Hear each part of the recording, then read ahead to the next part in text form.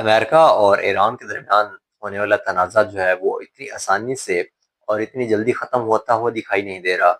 اور حالیہ ہم نے دیکھا کہ امریکہ کی طرف سے جو پیس پرپوزل جو ہے وہ پاکستان کے ذریعے ایران تک پہنچایا گیا تھا۔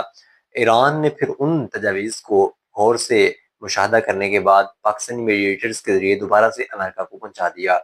اور امریکن پریزیڈنٹ ڈونلڈ ٹرمپ نے ان کو ان ایکسیپٹیبل کہہ کے ریجیکٹ کر دیا۔ یعنی کہ امریکہ کے مطابق ایران کی طرف سے جو امریکن تجاویز کے اوپر جواب آیا تھا وہ امریکہ کو قابل قبول نہیں ہے امریکہ کے لیے۔ اب دیکھنا یہ ہوگا کہ کیا دوبارہ سے جنگ شروع ہونے جا رہی ہے، کیونکہ امریکن پریزیڈنٹ نے یہ بھی کہا ہے اپنی اس ٹویٹ میں کہ ہم دوبارہ سے ایران کے اوپر تقریباً 2 ہفتوں کے لیے حملے کر سکتے ہیں۔ اب یہ صورتحال جو ہے وہ دنیا کے لیے زیادہ گمبھیر ہوتی چلی جا رہی ہے، کیونکہ ہم نے دیکھا کہ پچھلے کچھ عرصے میں جو انرجی کرائسس ہیں پوری دنیا کے لیے وہ بہت حد تک ڈیپن ہوتے چلے گئے ہیں۔ اس کے لیے ہم نے دیکھا کہ پوری دنیا جو ہے وہ ایک طرح سے کرائسس جو ہے وہ فیل کر رہی ہے، دنیا جو ہے وہ ایک طرح سے جمود کا شکار ہمیں دکھائی دے رہی ہے، کیونکہ کسی بھی صورت یہ تمام چیزیں جو ہیں وہ ختم ہونے کا نام نہیں دے رہی ہیں، اور اسٹریٹ آف ہارمز کی بندش سے پوری دنیا جو ہے وہ ایک طرح سے تباہی کے دہانے پہ پہنچ چکی ہے۔ ہم یہ جانتے ہیں کہ اسٹریٹ آف ہارمز سے دنیا کا تقریباً 25% تیل اور 20% نیچرل گیس جو ہے وہ گزرتی ہے، اور ایران نے تقریباً 28 فروری سے اسٹریٹ آف ہارمز جو ہے اس کو بند کیا ہوا ہے۔ اب مزید اگر یہ اتنا ہی عرصہ بند رہتی ہے تو پھر اس سے سپلائی چین اس قدر متاثر ہوگی کہ اس کا جو نقصان ہے وہ ناقابل تلافی ہوگا۔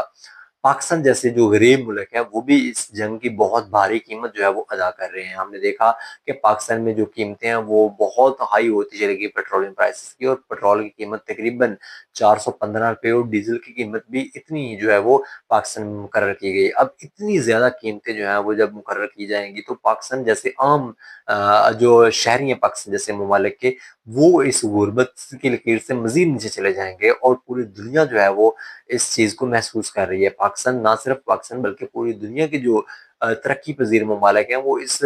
چیز کا جو ہے وہ سامنا کر رہے ہیں۔ اب یہ اگر دوبارہ جنگ شروع ہو جاتی ہے تو پھر اس کے اثرات جو ہیں وہ کچھ ممالک تک نہیں رہیں گے بلکہ پوری دنیا میں اس کے اثرات جائیں گے، اور پوری دنیا جو ہے وہ جمود کا شکار نظر آئے گی، اور پوری دنیا میں جو غربت ہے اس میں مزید اضافہ ہوتا چلا جائے گا، جو کہ کسی صورت بھی